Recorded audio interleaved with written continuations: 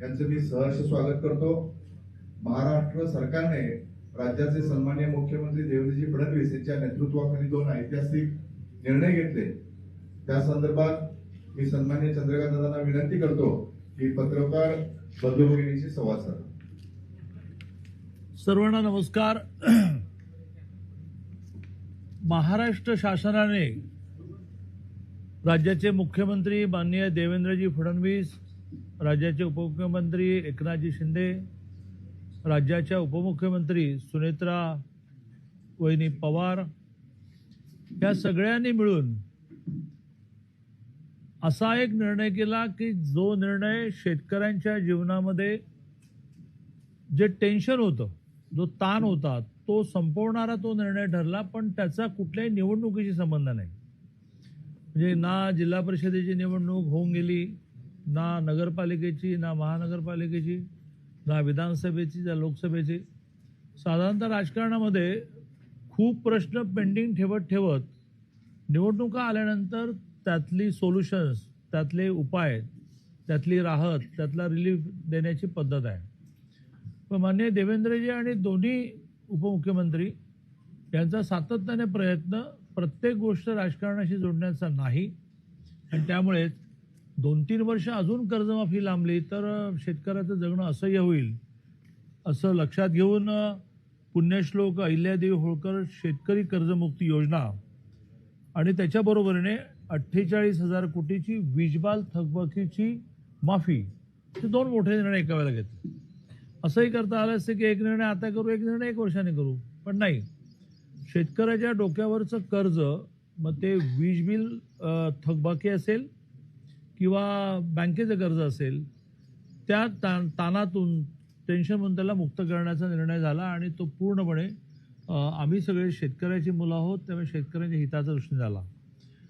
पुण्यश्लोक अहिल्यादेवी होळकर कर्जमुक्तीमध्ये 56 लाख शेतकऱ्यांना 37,000 कोटीचा लाभ होणार आहे। आणि सगळ्या जाचक अटी असं आहे की शेवटी निर्णय घोषित होताना काही अशा गोष्टी राहतात की ज्या निर्णय घोषित झाल्यानंतर संबंधित लोकांनी सूचना करत करत करत करत मग ती एका अर्थाने शुद्ध, सगळ्यांना उपयोगी पडणारी, कोणाला जाचक नसणारी, सगळे जाचक नियम काढणारी ती योजना होती। आता ती अशी पूर्ण झाली आणि त्यामुळे 56 लाख शेतकऱ्यांना 37,000 कोटीचा लाभ या योजनेमध्ये होईल।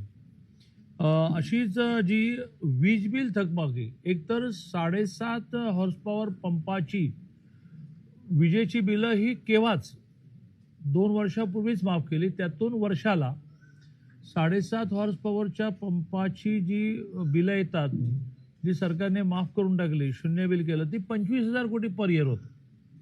पण ही 25,000 कोटी पर इयर झाल्यानंतरही जुनी थकबाकी होतीच, त्यासाठी सारखं MSEB मागे लागत होती, ती 48,000 कोटीची होती। तेव्हा आता दरवर्षी 25,000 कोटीची बिलच येणार नाहीत आणि जुनी 48,000 कोटीची थकबाकी माफ केली। इतका मोठा रिलीफ। पण शेतकऱ्यांच्या ताणाचं महत्त्वाचं कारण जे असतं ते कोणाचं तरी देणं आहे। कर्जमाफी एकूण 3 वेळा, म्हणजे तिसरी आता वेळ आहे। त्याच्या आधी केंद्र सरकारची झाली 2007 साली, पण महाराष्ट्रामध्ये महायुतीचं सरकार आल्यानंतर पहिली 17 साली झाली। मग उद्धवजींचं सरकार आल्यानंतर 19ला झाली। उद्धवजींच्या सरकारमध्ये नियमितपणे कर्ज भरणाऱ्यांसाठी प्रोत्साहन 22ला आलं, आणि आता कर्जमाफी पण आणि प्रोत्साहन पण असं एकत्र असणारी मोठी योजना आलेली आहे। आपल्या जिल्ह्याची आकडेवारी सांगून मग मी थांबतो, आपल्याला थोडे प्रश्न विचारायला मिळतील। तर आपल्या जिल्ह्यातली एक मिनिट,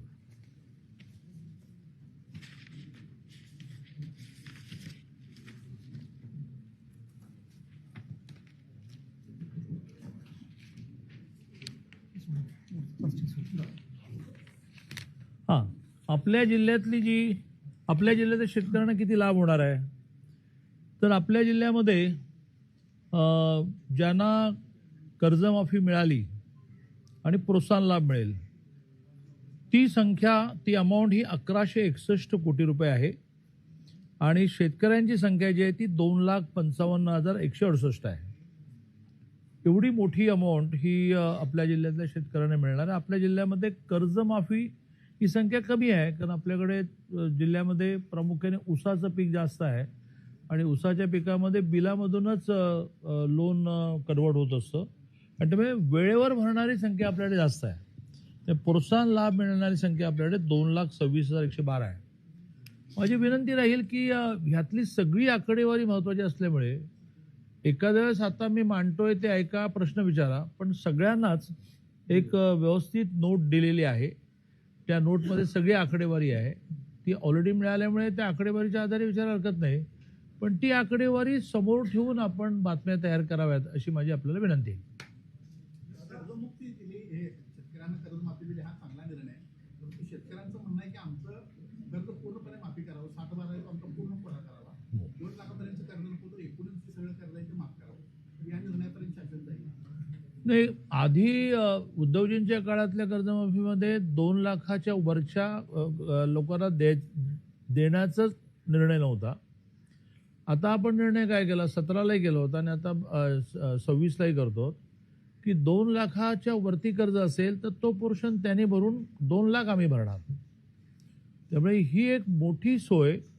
मधल्या काळामध्ये काय होतं की जरी 2 लाखाच्या वर भरायचं असेल तरी सुद्धा सरकार 2 लाख भरणार नव्हतं. आता आपण 2 लाखाच्या वरचं जी अमाऊंट आहे ती वन टाइम सेटलमेंट करून, ती समजा 6 लाख असेल तर पहिले बँक वन टाइम सेटलमेंट करून 4 लाख करेल, त्यातले 2 लाख सरकार भरणार. 2024च्या निवडणुकीमध्ये महायुतीने जी घोषणा केली होती त्यामध्ये आम्हाला सत्ता द्या, आम्ही तुमचं 7-12 कोरा करतो अशा पद्धतीची घोषणा होती का? आणि जर असेल तर त्याचं पुढे काय झालं? 7-12 कोरापेक्षा कर्जमाफी, ज्यात कर्जमाफीमध्ये त्याचे म्हणून म्हटलं ना की तारखा इथे दिलेल्या आहेत, तिथपर्यंतचं सगळं त्यांच्या 7-12वर दिसणारं कर्ज हे माफ केलं गेलं. त्या माफ करण्यामध्ये 2 लाखाचं आउटर लिमिट अशासाठी आलेलं आहे की 2 लाखाच्या आतली कर्ज हीच मेजॉरिटी असतात. त्याच्यावरची कर्ज जी आहे ती शेतीपूरकच असेल, पण ती मग ट्रॅक्टरच घेतला, आणखीन काही साहित्य घेतलं तर ती 2 लाखाच्या वरची कर्जमाफी ही त्या शेतकऱ्यांनी फेडल्यानंतर त्याचं जे 2 लाखापर्यंत कर्ज आहे ते सरकार पे करणार आहे. या व्यतिरिक्त नियमित कर्ज भरणाऱ्यांना 50,000 रुपये मिळणार आहेत. आधीच्या सगळ्याच कर्जमाफ्यांमध्ये पुनर्गठन केलेल्या कर्जाची माफी नव्हती. असं म्हटलं जायचं की बा तुम्ही त्या वर्षी आपल्या भाषेत नवजुनं करणं, तर त्या नवजुनाला परवानगी नव्हती. इव्हन 17च्या कर्जमाफीमध्ये सुद्धा. आताच्या कर्जमाफीमध्ये ती पण अट आपण काढली की पुनर्गठन झालेल्या लोनची सुद्धा कर्जमाफी आपण देणार आहोत. आता काही शेतकऱ्यांची कर्जमाफी झालेली आहे, 1 लाख असेल तर त्यातले 80,000 झाले, पण 20,000 40,000 शिल्लक राहिले. ते टेक्निकल शेतकऱ्यांना कळत नाही, ते गोंधळात पडलेले आहेत. यासाठी प्रत्येक जिल्ह्यामध्ये कर्जमाफीची माहिती देणारी केंद्रही ओपन झालेली आहेत आणि त्या केंद्रावर जाऊन त्याची क्लॅरिटी त्यांना येईल. अशा प्रकारे 2 लाखाच्या आत मधला मूळ कर्ज आणि व्याज असा एकही रुपया शिल्लक राहणार नाही. ज्या शेतकऱ्यांना काही टेक्निकल एरर असेल, काही माहितीतली अपुरे असेल, असं जर आलं असेल तर त्यांनी निर्धास्त राहावं की त्यांचं 2 लाखाच्या आतलं कर्ज आहे म्हटल्यानंतर ते 100% पे होणार. केंद्र कुठे आहे साधारण? हां, जिल्ह्यामध्ये केंद्र कुठे आहे? इथल्या ह्या जिल्ह्याचं केंद्र कुठे आहे बघूया आपण. पण प्रामुख्याने DDR ऑफिस आहे, कलेक्टर ऑफिस आहे, शेती विभाग आहे, पण DDR ऑफिस आहे त्यातली सगळ्यात महत्त्वाचं म्हणजे सहकार विभागाने इम्प्लिमेंट करण्याची कर्जमाफी असल्यामुळे सहकार विभागातच त्यातलं कार्यालय असेल. आपापल्या बँकांमध्ये सुद्धा ही माहिती मिळेल की बाबा माझं 2 लाखाच्या आतला आहे, 80,000 कसं पे केलं. असं 2 लाखाच्या आतल्या कोणाही कर्जाचं अर्ध माफी केली असं होणार नाही. दादा, शेतकऱ्यांचं कर्जमाफीवर सगळीकडे स्वागत होत आहे, पण शेतकऱ्याला आर्थिक स्वावलंबी आता सरकार काय करतं? नाही, त्याची पण मोठी यादी जी आहे ती आपल्याला प्रेस कॉन्फरन्समध्ये हवी असेल तर मी ती आपल्या पुढे मांडायला तयार आहे. जसं आता मी हे म्हटलं की सोलरवर शेतकऱ्याचा पंप शिफ्टिंग करण्याचा प्रयत्न चालला आहे. त्याच्यातून त्याला दिवसा वीज देण्याचं जवळजवळ 60-70% पर्यंत ही संख्या गेली की ज्यांना आता दिवसा वीज मिळायला लागली, त्यांचं वीज बिल 0 यायला लागलं. असं प्रामुख्याने शेतकऱ्याला बियाणं चांगलं लागतं, बियाणं स्वस्त लागतं, खतं मुबलक लागतात, त्याच्यानंतर पाणी लागतं. तर त्या पाण्यासाठी सुद्धा सगळ्या प्रकारचे अपुरे राहिलेले पाण्याचे प्रकल्प पूर्ण होत चालले. मागेल त्याला शेततळं नावाची 14 ते 19 योजना आता अधिक स्ट्रेंथन केली गेली. त्यामुळे प्रचंड मोठ्या प्रमाणावर शेततळ्यांचं नेटवर्क निर्माण झालं. ड्रीपमुळे पाण्याची बचत होते आणि मुळाशी पाणी जातं, मुळाशी त्या ड्रीपमधून खत जातं, मग उत्पादन जास्त येतं. त्यामुळे मोठ्या प्रमाणात ड्रीप पूर्ण करणं झालं. मग जास्त पाणी ज्या भागामध्ये आहे ते वाहून जातं समुद्राला. ते पाणी मराठवाड्यामध्ये ते पाणी विदर्भामध्ये शिफ्ट करण्याचे अनेक प्रकल्प चालले आहेत. त्याची पण एक वेगळी नोट आहे, ती मी तुम्हाला देतो. हां पाणंद रस्त्याचा मोठा निर्णय केला. जनावरांना जो चारा लागतो त्या चाऱ्याच्या बियाणामध्ये ते मोफत देणं, सबसिडाईज देणं असा विषय झाला. जनावर विकत घेण्यासाठी कर्जाचं जे मोडूल होतं ते मोडूल म्हणजे ती अमाऊंट जी आहे ती वाढवली गेली. अशी एक मोठी यादी आहे की ज्याच्यामध्ये शेतीपूरक उद्योग वाढवण्याचा प्रयत्न मोठ्या प्रमाणात चालला. ॲग्रोबेसला केंद्राने पण राज्याने इतक्या सबसिडी आता दिलेल्या आहेत की ज्याच्यामध्ये मूळ शेतकरी जे धान्य पिकवतो त्याच्यातून तो श्रीमंत होण्याच्या मर्यादा देतात. पण ती त्याने प्रक्रिया केली. भात विकण्याच्या ऐवजी तांदूळ विकला त्याला जास्तच पैसे मिळतील. काजू बी विकण्याचे काजूगर विकला जास्त पैसे मिळतील. द्राक्ष विकण्याच्या ऐवजी त्याचं बेदाणा केला जास्त पैसे मिळतील. तर ह्या शेतीपूरक उद्योगाला खूप चांगली कर्ज ही केंद्र आणि राज्य सरकार देत आहे, कमी व्याज दराची देत आहे. दुसरं आहे ते म्हणजे महिला शेतकरी हा कायदा आपल्या अधिवेशनात झाला आणि त्यामुळे डायरेक्ट सातबारात पाहिजे असं नाही तर शेतीपूरक उद्योग करणारी महिला सुद्धा शेतकरी झाली.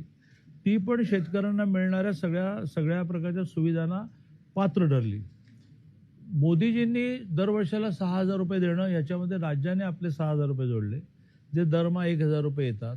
मी एका छोट्या गावामध्ये 2 वर्ष व्यवस्थित शेती केली, त्यामुळे 1,000 रुपये दरमहाचं महत्त्व मला माहिती आहे.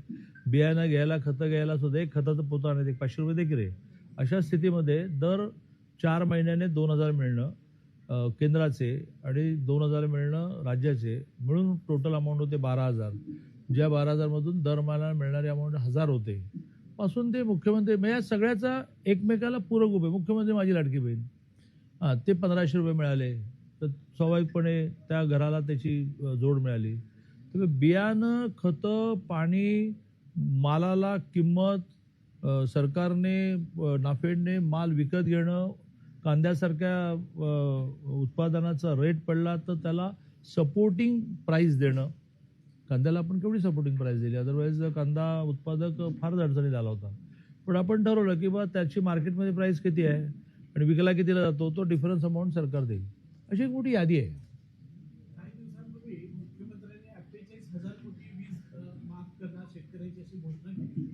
घोषणा नाही केली, व्यवहारात आणली. त्या पार्श्वभूमीवरचा हा प्रश्न आहे की राजू शेट्टी म्हणताय की 48,000 कोटी माफ करणं म्हणजे एक लेबल आहे, त्याच्या पाठीमागे खूप मोठा भ्रष्टाचार आहे. जसा शक्तीपीठ महामार्गाच्या वर एक टेंडर काढलं आणि त्याच्यात तिप्पट टेंडर केलेलं आहे. अशा पद्धतीचा आरोप काल पुन्हा राजू शेट्टींनी केलेला आहे. असं आरोप करणाऱ्यांनाच मी जशी अशी सोपी सावकाश काय असतं, 2 पद्धती असतात त्या मांडण्याच्या. एक घाई मांडायचं, कळलं नाही कळलं. मी मांडतोही सावकाश, आकडेवारी स्पष्ट मांडतो, तुम्हाला विचारायला खूप वेळ देतो. तसं 48,000 कोटीच्या वीज बिलांच्या माफीमागे काय बरे भ्रष्टाचाराचं गणित आहे हे तुम्ही विचारा, मला समजून सांगा. महावितरण, वीज केंद्रासंदर्भातल्या असलेल्या सगळ्या यंत्रणा ज्या राज्यातल्या आहेत त्या राज्यावर गेली 15 वर्ष किंवा महायुतीचं सरकार आल्यापासून देवेंद्र फडणवीसांकडे हे खातं आहे आणि त्यामुळं सौर ऊर्जा असेल, राज्यातले जिथं लाईट्स आहेत, वेगवेगळे इक्विपमेंट घेतलेले आहेत, त्या सगळ्यांमध्ये भ्रष्टाचार झालेला आहे. त्याचं गणित पहिलं मुख्यमंत्र्यांनी मांडावं, हिशोब मांडावा. आरोप करणाऱ्यांनी मांडायचं. 48,000 कोटी रुपयांचं वीज बिल आरोप करणाऱ्यांनी ते मांडायचं असतं. मुख्यमंत्री देवेंद्रजीने आम्ही त्यांचे सगळे सहकार्य म्हणणारच की कुठलाच भ्रष्टाचार झाला नाही. तो झालाय नाही झालाय तर मग तुम्ही मांडा ना. कुठलं टेंडर किती % हायला गेलं, ठराविक लोकांना गेलं की नाही, असा अभ्यासपूर्ण मांडावं. राज्यात आणि देशात सुद्धा सध्या हवेत बार मारणं जे आहे ना ते जरा फार चाललं आहे आणि त्यामुळे आकडेवारीच्या आधारे बोला. हा दिले, सांगितलं ना, दिवसा लाईट द्यायला सुरुवात केली. 12 तास. एक वर्षभरामध्ये जवळजवळ 100% शेतकरी दिवसा लाईटकडे शिफ्ट होते. अरेच ना. हा कोल्हापूर आणि छत्रपती संभाजीनगर या 2 जिल्ह्यांसाठी केंद्र आणि राज्य शासनाने पथदर्शी योजना दिलेल्या आहे की मोबाईलद्वारे खत पुरवठा करायचा, परंतु त्याच्यामध्ये 2 महिन्यात एकदाच एक गोणी मिळणार असं आहे. आणि शेतकऱ्यांना आता पावसाळा सुरू आहे, लागवडीचा हंगाम चालू आहे आणि हे जे धोरण आहे ते शेतकऱ्यांना उपयुक्त नाही आहे. त्यांचं म्हणणं आहे की ते एकाच वेळी मिळालं पाहिजे. तर ही जी त्याच्यामध्ये जी त्रुटी निर्माण झालेली आहे ती दूर करता येईल. मी जरा तुमच्याकडून प्रेस कॉन्फरन्स संपल्यानंतर नीट समजून घेतो आणि आजच्या आज मी कृषी मंत्र्यांशी बोलतो होतो. दादा काल सर्किट बिलने एक हे दिलेलं आहे, लिखा दिला आहे. कर्जमाफी झाली पूर्ण. आता ते शेतकऱ्यांवर जास्त बोलूया की नाही, कोकोच्या संदर्भात आहे, शेतकऱ्यांची आहे. थोडं इनडायरेक्टली शेतकऱ्यांसाठी. इलेक्शन लवकर घ्यावे असं केली, तर त्या संदर्भात राज्य सरकार काय केलं? नाही, हे बघा, माझी तुम्हाला हात जोडून विनंती आहे आणि त्यासाठी मी माझ्या येणाऱ्या सॅलरीमधून तुम्हाला काही इन्स्ट्रुमेंट्स घ्यायला, सपोर्टही करायला तयार आहे. तुम्ही घेऊ शकता, पण मला वाटतं की तुम्ही सगळ्यांनी अभ्यास केला पाहिजे, वाचलं पाहिजे, सारखं ऑनलाईन गेलं पाहिजे, असं माझं त्यात आपल्या सगळ्यांना म्हणणं आहे. आणि त्यामुळे अनेक संस्था ह्या घटनेप्रमाणे, कायद्याप्रमाणे स्वायत्त असतात आणि त्या स्वायत्त असणाऱ्या संस्थांमध्ये सरकारने दखलंदाज करायची नसते. त्यातलीच सहकारामधल्या निवडणूक घेण्यासाठी एक सहकार प्राधिकरण आहे, त्यांचे अधिकार आहेत. आता ह्या सहकार प्राधिकरणाला हायकोर्टाचा निर्णय पोहोचला, मग सहकार प्राधिकरणाला जर असं वाटलं की how it is possible in 3 months, कारण अजून मला बऱ्याच गोष्टींचे निर्णय आहे. कोणी सहकार न्यायालयात जाऊन बसला आहे, कोणी हायकोर्टात गेला आहे, कोणी DDRकडे अपील केलं आहे. या सगळ्याचा निर्णय लागायला मला 3 महिने पुरणार नाही असं जर त्यांना वाटत असेल तर ते पुन्हा कोर्टात जाईल. माझ्या माहितीप्रमाणे ते सुप्रीम कोर्टात ऑलरेडी गेले आहेत 3 महिन्याची मुदत मागायला, पण त्यांची विनंती फेटाळली तर त्यांना ओढाताण करून घ्यावं लागेल. सो कोर्ट म्हणेल नथिंग डुईंग, तुम्ही 3 महिन्यात करा. तर मग त्यांना भरा सगळे निर्णय, कारण कच्ची यादीच तयार झाली जेमतेम, ती पक्की यादी होताना अनेकांचे निर्णय करायला लागतील. त्यामुळे त्यांच्या वतीने उत्तर देण्याची पण जबाबदारी माझी नाही आणि उत्तर देण्याची सोय पण मला नाही, कारण ते उत्तर देतो तुम्ही कोण सांगणार आहे आमच्या वतीने. त्यामुळे हायकोर्टाने निर्णय दिला, याचं एक प्राधिकरण आहे निवडणुका घेण्याचं, ते करतात. दादा, तुकाराम मुंढेंच्या विरोधामध्ये खरं तर त्यांच्याच खात्यातील काही कर्मचारी आहेत, त्यांनी आता मंत्र्यांच्याकडे तक्रार केल्याचं पाहायला मिळते. इकडे तुकाराम मुंढेंचा कारभार चांगला असते सांगतात, ते मात्र त्यांचेच कर्मचारी आता त्यांच्यावर तक्रार करतात. आता त्या कंप्लेंटचा माननीय मुख्यमंत्री महोदय त्याची दखल घेतील, जर त्यात खरं असेल तर ते होईल. आता तरी एक जनरल पिक्चर सर्वसामान्य माणसामध्ये, विशेषतः बाकी त्यांनी काय काय केलं, कुठे कुठे धाडी घातल्या, कोणाकोणाला करे केलं, बेकरी हे ठीक आहे. दूध या विषयात त्यांनी जे केलंय ना, त्यातून सर्वसामान्य माता मुलांना जे बोगस दूध पाजायला लागतं त्यातून ती खुशच आहे की या माणसाने सगळं बोगस दूध बंद केलं. म्हणजे बोगस दुधामध्ये नुसतं बोगस म्हणजे पाणी नाही आहे, तर अनेक प्रकारच्या अशा गोष्टी आहेत की ज्या शरीराला घातक आहेत. असं असतानाही त्यांच्याबद्दल कंप्लेंट असू शकतात ना, त्याची दखल मुख्यमंत्री घेतील. लोकसभेमध्ये अभूतपूर्व गोंधळ पाहायला मिळतोय. राहुल गांधींनी अमित शहाचा राजीनामा मागितलाय, कारण विद्यार्थ्यांच्यावर जे काही हल्ले झालेले आहेत ते अमित शहा यांच्या आदेशानुसार झाले अशा प्रकारचा गंभीर आरोप. ह्या लोकशाहीची ब्युटी अशी आहे की तुम्ही पण आरोप करू शकता. ते तर लोकसभेचे विरोधी पक्ष नेते आहेत. आरोप केला याचा अर्थ तो खरा असतो असं नाही, आणि आरोप केल्यानंतर त्यांनी जी मागणी केली आहे ती पूर्ण होणं हे त्या तथ्यांशी जोडलेलं असतं. आता मला एक सांगा, दिल्ली पोलिसांनी एक फार मोठा रिपोर्ट, तुमचे सगळ्यांचे परममित्र, माझे फारच परममित्र राहुल कुलकर्णींचा काल व्हिडिओ पाहिला तर आपल्याला चक्करच येईल ना. तर आपला राहुल कुलकर्णीवर आक्षेप काय आहे का बरं, ते तथ्यांच्या आधारेच बोलतायत. तर त्या सगळ्या आंदोलनामध्ये असणाऱ्या संख्येचं बायफर्गेशन त्यांनी दिलंय. वाचलं तू माझगावकर राहुल कुलकर्णींचा कालचा व्हिडिओ पाहिला की ज्याच्यामध्ये जे होते त्यातले किती जण कुठल्या कुठल्या गुन्ह्यामध्ये होते असं एक पोलिसांनी अनालिसिस केलंय. त्याच्या आदल्या विषयी एक आणखीन व्हिडिओ आलाय, मी तुम्हाला फॉरवर्ड करेन. राहुल कुलकर्णीचं तर खूप चाललंय. तर त्यातल्या आदल्या दिवशी ज्याच्यामध्ये त्यांनी असं म्हटलेलं आहे की तिथे पडलेला एवढंसं दगड पण आम्ही कलेक्ट केला आहे आणि त्याच्यावर साधे जरी बोटाचे फुटप्रिंट्स असतील तर ते आता आधारशी लिंक होतील. तर त्याच्या आधारे बहुतेक राहुल कुलकर्णींचा कालचा व्हिडिओ आहे. की ज्यात त्याने गुन्ह्याचे जेवढे प्रकार जगात असू शकतील त्यातल्या संख्यासहित दिलेल्या आहे की त्यातले कोण म्हणजे जबरी गुन्ह्यांमधले किती जण त्यात होते.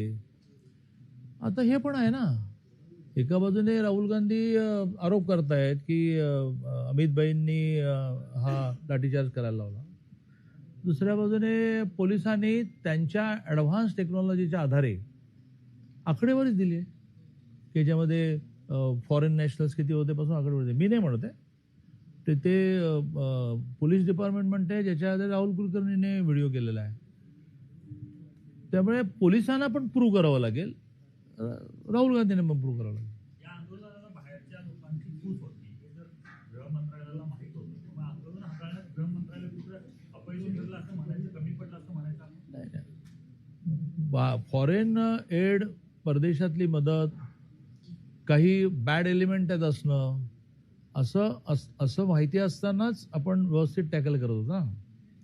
जोपर्यंत संसदेकडे निघाले नाहीत तोपर्यंत तर कोणीच काही करत नव्हतं. माहिती असून काय उपयोग आहे, ते आपोआपच होईल, हळूहळू शांत होईल. पण ज्यावेळेला आपण टीव्हीवर चित्र पाहिले की संसदेचे दरवाजे बंद करावे लागले, अशा वेळेला समजा हे सगळे संसदेमध्ये घुसले असते तर काय स्थिती निर्माण झाली आपल्याला माहिती आहे.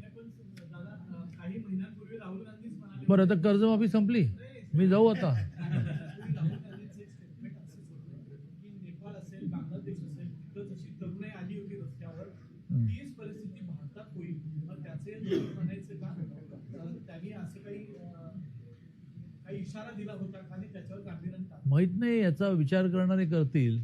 तुम्हाला आणि मला आपल्याला स्वतःला असं समजावता आलं पाहिजे की आपल्याला शेतकरी कर्जमाफीवर बोलायला सांगितलंय त्यावर आपण बोलायचं, तुम्हाला शेतकरी कर्जमाफीवर विचारायला सांगितलं ज्याच्यावर विचारायचं. दोघांनी असं ठरवायला पाहिजे की आता मला जेव्हा हे सांगतील की दिल्लीतलं आंदोलन या विषयावर बोला, काय बोलेन तुम्हाला नीटच माहिती आहे मी का हो. नंदुरबारमध्ये भाजपमध्ये दुसरी झाल्याचं पाहायला अरे बापरे, नंदुरबारमध्ये गेले, भाजपमध्ये गेले, दुसपूसला गेले.